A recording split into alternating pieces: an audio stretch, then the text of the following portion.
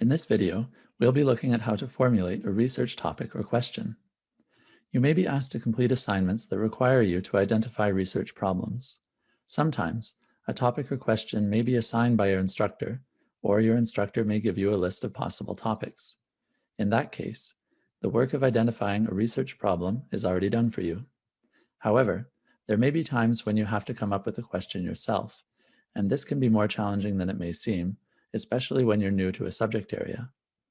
What makes for an appropriate research question depends on the discipline and the kind and length of the assignment. Here are a few things to keep in mind when developing a research topic. First, read the assignment instructions carefully and think about the content of the course. Your instructor may have placed some parameters around the choice of topic and very likely expects you to pick a topic that is related to the course. Second, read some of the literature in the subject area. Reading is an excellent way to better understand a discipline and learn how to contribute to research in the discipline yourself.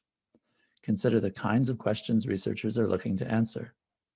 Note where different scholars disagree. Pay attention to the writing style and tone. An appropriate writing style for one assignment in one course may not be appropriate for an assignment in a different course. Similarly, an appropriate question for an ecology paper will be different from an appropriate question for a philosophy essay, for example. Also, watch for how authors use other researchers' work in their writing. This will help you as you incorporate others' words and ideas into your own writing. Third, ensure that the question you develop is feasible, taking into consideration the kind and length of the assignment and the amount of time you have. If you aren't doing your own original research, then you'll need to find enough literature on the topic to answer your question satisfactorily. If scholars haven't published much relevant to your topic, you might have to change it. Fourth, keep in mind that formulating a research question is a process. As you do research and gather sources, you may find that you need to adjust your research question. Fifth, the question should be arguable. It should be a question that could have different answers, and perhaps has been answered differently by different scholars. Answering such questions requires higher level skills that instructors are hoping you will develop. A research question that can be answered by an easily found, generally accepted fact will leave you with too little to talk about in a robust research paper. Sixth, be sure that your research question is clear, concise, and precise. Your question defines the scope of your assignment, and a well-defined scope will make for a more coherent and meaningful paper. And last, but certainly not least, pick a topic that interests you. Often, instructors give you the option to choose your own research question to give you the opportunity to explore more deeply an area you'd like to learn more about. So take advantage of it.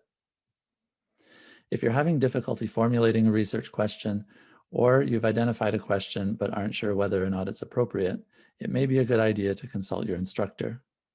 Your subject librarian and the Writing Center can also be helpful resources as you define your topic, run literature searches, and draft your paper. Finally, a quick word about research gaps.